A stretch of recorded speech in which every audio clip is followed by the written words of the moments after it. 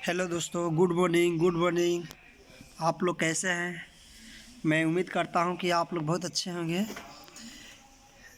दीपोत्सव की आप सभी को बहुत बहुत शुभकामनाएं। हाँ दोस्तों, तो आज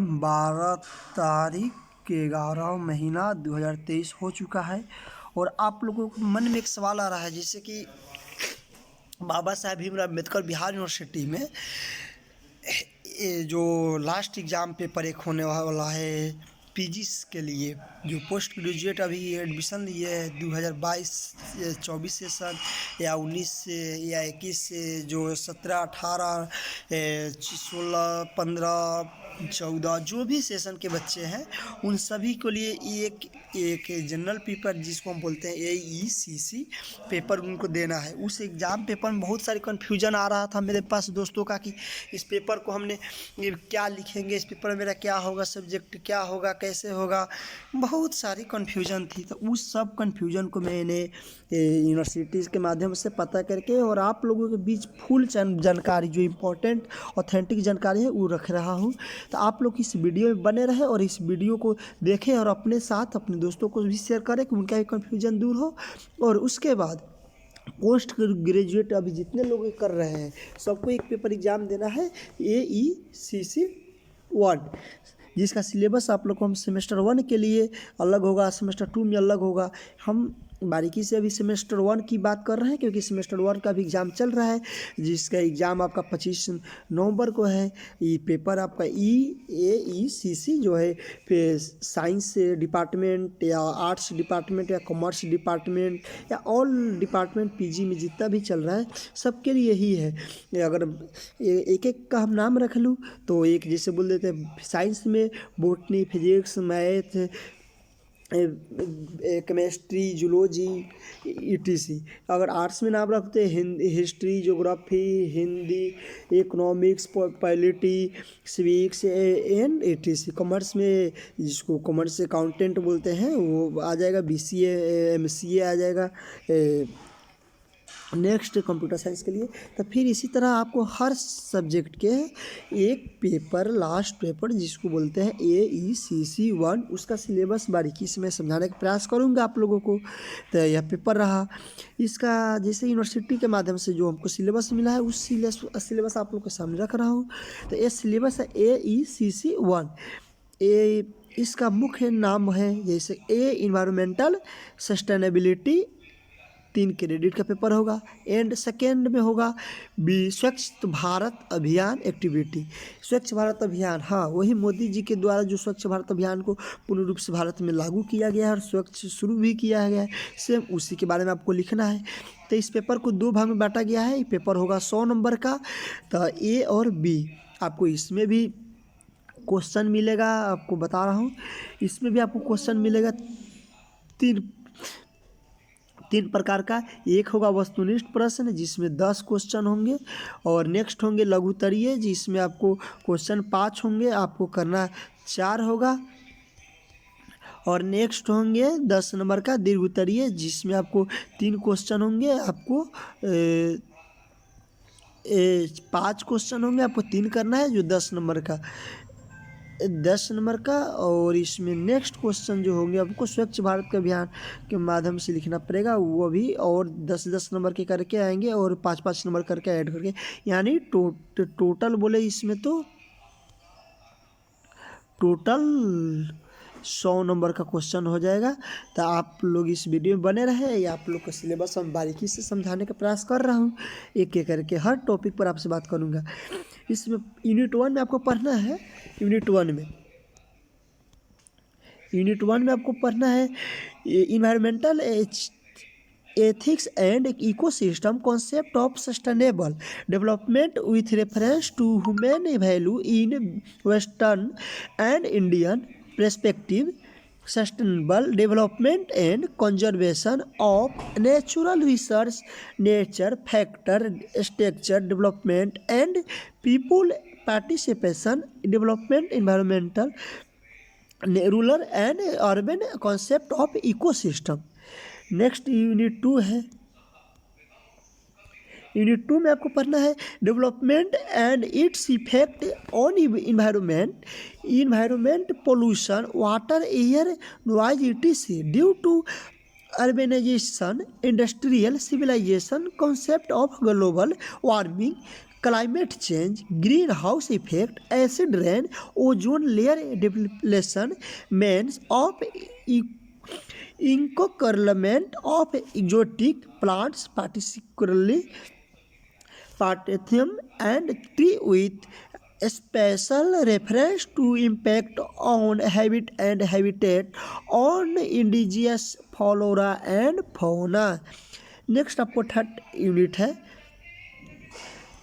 आपको पढ़ना है concept of biodiversity and its conservation, environmental degradation and conservation, government policy, social effect and role of social reforms in this direction, role of science in conservation of environment, concept of three reduce reuse recycle जिसको 3R के नाम से भी जानते हैं। Next need of environmental education and awareness program and ecological ecosystem. Next है स्वच्छ भारत अभियान, जो आप लोग को बी माध्यम में चर्चा किया हूँ ना। ये यूनिट 2 पार्ट में पेपर होगा, पार्ट 1 और पार्ट ए और पार्ट बी। तो पार्ट बी में आपको पढ़ना है यूनिट 4 और यूनिट 5। तो यूनिट 4 में पढ़ना है आपको Swachh Bharat Abhiyan, the concept of swachh as personal Gandhian approach towards social and environmental moral values and concept of swachhata and its relation to moral upgradation of society and freedom struggle. Awareness programme related to swachhata, role of Swachhagraha in Swachhata Bharat Abhiyan, sanitation and hygiene, why sanitation is needed, sanitation and human rights, pollution, value of nature, concept of community participation and role of state award agency, case study of sanitation, effect of cleanliness, disease, infection and vector-borne idea of special spread of disease through body and other biological fluids and extra। Unit 5 में पढ़ेंगे हम assignment practical field work based on unit 4 alternative to unit 4 and unit 5 student can also control central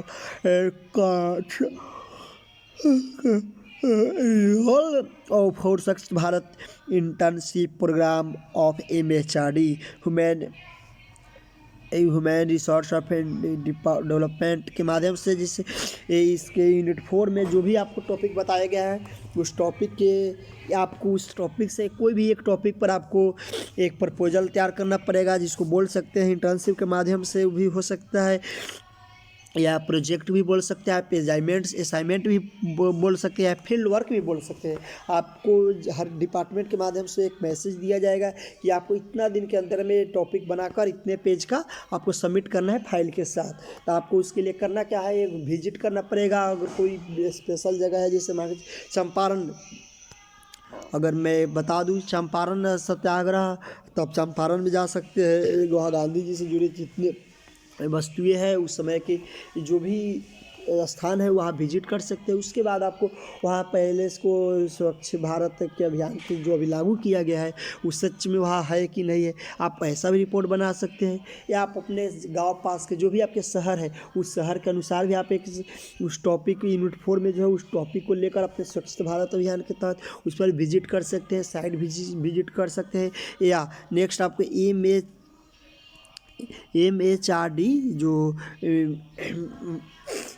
MHRD जो है उसके site पे visit कर सकते हैं, आप इसका पूर्ण जानकारी ले सकते हैं। तो आप लोग तो इंग्लिश में मैंने बताया, लेकिन आप लोग जिससे बहुत सारे दोस्तों हैं कि उनको अभी इस कन्फ्यूजन है कि पता नहीं इंग्लिश में क्या आया, हमको समझ में नहीं आता है। जैसे हिंदी के छात्र हुए या हिस्ट्री को हिस्ट्री, इकोनॉमिक्स, ऑल स्टूडेंट है जो भी हिंदी की बहुत पढ़ते हैं, तो उनके लिए भी स्पेशल मैंने सोचा कि एक के साथ वीडियो में कन्वर्ट कर देता हूँ। आप लोग को आगे चलकर दिक्कत नहीं होगा, फिर बार बार वीडियो के लिए आप लोग को प्रेरित करना पड़ेगा, इसलिए तो उसका भी मैं हिंदी वर्जन यहाँ बताने का कष्ट कर रहा हूँ। तो जिससे कि फर्स्ट में जो बताया यूनिट 1 के लिए, तो उसमें आपको पढ़ना पड़ेगा, जिसका मैं क्वेश्चन के माध्यम से सेव किया हूँ यहाँ, तो वो आपको बताने का प्रयास कर रहा हूँ। हरित गृह प्रभाव का वर्णन करें, ये पहला मेरा VVI क्वेश्चन है। जो क्वेश्चन VVI है आपने का संभावना पूरी है। मैं बहुत सारे क्वेश्चन को यूनिट 1, 2, 3, 4 और से भी निकाल कर यहाँ रखा हूँ आप लोग के सामने। आप लोग इसको एक बार देख के एग्ज़ाम देने से पहले एक बार ज़रूर विजिट करें इस क्वेश्चन पर, और फिर अपना उसके बाद अच्छा से एग्ज़ाम दें। हरित गृह प्रभाव का वर्णन करें। नेक्स्ट क्वेश्चन, अम्लीय वर्षा पर प्रकाश डालें। ओजोन मंडल क्या है, इसके कमज़ोर होने के कारण क्या है। ओजोन परत ह्रास के कारण प्रभाव, अंतर्राष्ट्रीय प्रयासों की व्याख्या करें। ओजोन छिद्र से निःसृत पराबैंगनी किरणें के प्रभाव की व्याख्या करें। भारतीय संकटग्रस्त वनस्पति तथा जंतु का वर्णन करें। पर्यावरण अन्वयन से आप क्या समझते हैं, इसके प्रकार तथा प्रक्रिया का वर्णन करें। नेक्स्ट, पर्यावरण अवनयन के कारणों का वर्णन करें। पर्यावरणीय जागरूकता के अंतर्राष्ट्रीय प्रयासों की व्याख्या करें। पर्यावरण जागरूकता की प्रमुख अंतर्राष्ट्रीय संस्थाओं का विवरण दें। निम्नलिखित पर टिप्पणी लिखें, जिससे आपको शॉर्ट क्वेश्चन लिख सकते हैं इस पर। वन जीवन जीव संरक्षण अधिनियम 1972, वन संरक्षण अधिनियम 1988, जल प्रदूषण नियंत्रण अधिनियम 1974, केंद्रीय प्रदूषण नियंत्रण बोर्ड, वायु प्रदूषण नियंत्रण अधिनियम 1984, पर्यावरण एवं संरक्षण अधिनियम 1986, ध्वनि प्रदूषण विनियम एवं नियंत्रण अधिनियम 2000, जैव विविधता संरक्षण अधिनियम 2002, राष्ट्रीय जल नीति आयोग 2002, जैव विविधता संरक्षण अधिनियम 2002, राष्ट्रीय जल नीति आयोग 2002, राष्ट्रीय पर्यावरण नीति 2006, वन अधिकार अधिनियम 2006, राष्ट्रीय हरित न्यायाधिकरण। फिर इसी तरह हम लोग नेक्स्ट क्वेश्चन की बात करेंगे। दीर्घकालीन विकास की अवधारणा पर प्रकाश डालें, जो 10 नंबर में आपको लिखने को मिल सकता है। सतत विकास से आप क्या समझते हैं, इसके मूलभूत विचार, आवश्यकता, दशा तथा लक्ष्य का वर्णन करें। भारतीय परिप्रेक्ष्य में सतत विकास का वर्णन करें। वन जीव संरक्षण पर प्रकाश डालें। ध्वनि प्रदूषण से आप ध्वनि प्रदूषण किन किन कारकों पर निर्भर करता है। ध्वनि प्रदूषण के स्रोतों का विवरण दें। ध्वनि प्रदूषण के मानव शरीर पर पड़ने वाले कुप्रभाव का वर्णन करें। मृदा प्रदूषण क्या है, मृदा प्रदूषण के दुष्प्रभाव, इस रोकने उपाय का वर्णन करें। नगरीकरण का जलवायु पर प्रभाव का वर्णन करें। पारिस्थितिकी तंत्र से आप क्या समझते हैं, इसके विभिन्न प्रकारों का विवरण दें। पारिस्थितिक तंत्र से आप क्या आशय है, इस विशेषता एवं प्रकारों की व्याख्या करें। हाँ, एक बात आप लोग से बता दी, जो भी क्वेश्चन हम बता रहा हूँ ना, सब क्वेश्चन आप अगर एक भी क्वेश्चन अगर क्लियरली ब्रीफली से पढ़ सकते हैं पूरा गहराई से, तो आपको इसमें एक कोई भी क्वेश्चन आप ले लीजिए, जैसे कि पारिस्थितिकी तंत्र से आप क्या समझते हैं, इसके विभिन्न प्रकारों का वर्णन दें। आपको इसी से रिलेटेड बहुत सारे क्वेश्चन है, इसमें आपको एक ही क्वेश्चन को अच्छा से पढ़ना है पूरा घन के साथ, कि एक क्वेश्चन को आपको समझने के बाद इसको आप अपने से आसानी से अपने भाषा में लिखने का प्रयास करें। ठीक, नेक्स्ट है पारिस्थितिकी तंत्र से आप क्या समझते हैं, आशय है, इसके विशेषताओं प्रकारों की व्याख्या करें। पारिस्थितिकी तंत्र के जैविक घटक पर एक संक्षिप्त नोट लिखें। पारिस्थितिकी तंत्र के विभिन्न घटकों का व्याख्या करें। पारिस्थितिकी तंत्र के अंतर्गत भोजन श्रृंखला पर एक टिप्पणी लिखें। पारिस्थितिकी तंत्र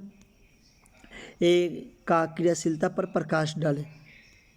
तो बता दें कि आप लोग इंग्लिश से हिंदी दोनों में लिख सकते हैं। इसके लिए आपको अलग से टाइम, कोई अलग से एक्स्ट्रा टाइम नहीं मिलेगा। आपको टाइम लिमिट जो है 3 घंटा, उतना टाइम मिलेगा। आपको अच्छा से लिखना है, हिंदी में चूज लिखे या इंग्लिश में लिखे। तो इसलिए आप पूरा अच्छा से क्वेश्चन सब देख लीजिए। एक बार और मैं रिपीट कर देता हूँ क्वेश्चन को। प्रदूषण से आप क्या समझते हैं, इसके प्रकार एवं स्रोतों की विवेचना करें। प्रदूषण शब्द को परिभाषित करें। उत्पत्ति प्राप्ति स्थलों के आधार पर प्रदूषण के प्रकार को वर्णन करें। वायु प्रदूषण से आप क्या समझते हैं, वायु प्रदूषण के विभिन्न प्रकारों एवं प्रभावों को स्पष्ट करते हुए इसे रोकने के उपायों पर प्रकाश डालें। प्रकाश डाले। वायु प्रदूषण क्या है, विभिन्न वायु प्रदूषण का वर्णन करते हुए इसके प्रभाव का विवरण दे। इसे कैसे रोका जा सकता है। जल प्रदूषण क्या है, विभिन्न प्रकारों का वर्णन करते हुए इसे रोकने के प्रमुख उपायों पर अपना सुझाव दें। जल प्रदूषण को परिभाषित करें, इसके कारण एवं प्रकारों का विवरण दे तथा इसके रोकथाम के उपायों की चर्चा करें। भूमंडलीय ताप में वृद्धि से आप क्या समझते हैं, इस पर्यावरणीय प्रभाव पर प्रकाश डालें। जलवायु परिवर्तन के विभिन्न सिद्धांतों का वर्णन करें। हम आप लोग को पहले ही बोले थे ना, ग्रुप ए और बी, तो ये तो फाइनल हो गया, बता दिए उसमें क्या क्या क्वेश्चन है, कैसे रहेगा, किस माध्यम से रहेगा। तो आप लोग उसको इंग्लिश हिंदी दोनों में बताया हूँ, देख सकते हैं। नेक्स्ट मैं बी का भी बता रहा हूँ, जो सेक्शन बी में क्वेश्चन आएगा उसका है कि स्वच्छ भारत अभियान गतिविधियाँ।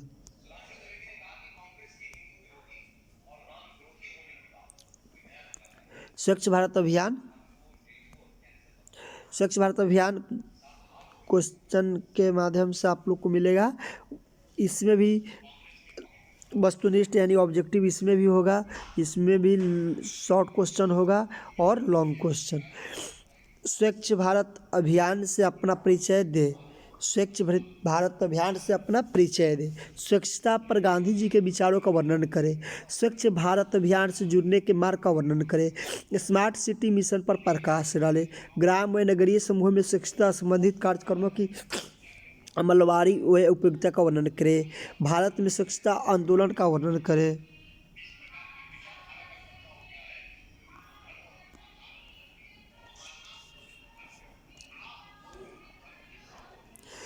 भारत में स्वच्छता आंदोलन का वर्णन करें। सरकारी स्वच्छता नीति योजना एवं कार्यक्रम का वर्णन करें।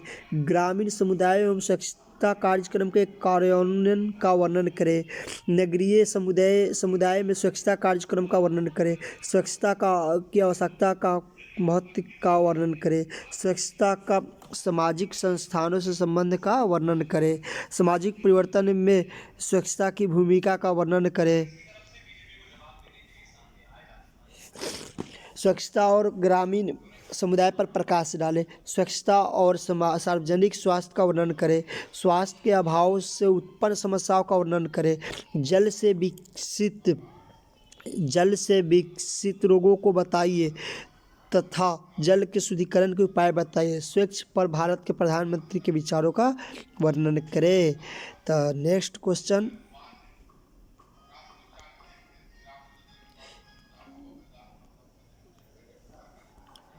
तो आप लोग ये रहा सिलेबस के अनुसार पूरा मैं सिलेबस को डिफाइन कर दिया हूँ। आप लोग इसको एक एक करके देख सकते हैं। तो आप लोग अगर कुछ भी इसमें किसी भी प्रकार का समस्या हो तो आप लोग मेरे ईमेल पर कमेंट कर सकते हैं। ईमेल पर मेरा मैसेज कर सकते हैं। मेरा ईमेल आईडी है atulkumar8798@gmail.com। एक बार और ईमेल आईडी मेरा नोट कर लीजिए, atulkumar8798@gmail.com। तो ऐसे भी मेरे चंपारण पाठशाला है यूट्यूब पर भी और गूगल पर भी आप सर्च कर सकते हैं। यूट्यूब पर भी सर्च कर सकते हैं अतुल कुमार बिट्टू या चंपारण पाठशाला। तो आप वहाँ से हर सिलेबस का, हर यूनिवर्सिटी का बेसिक जानकारी आपको मिल जाएगा।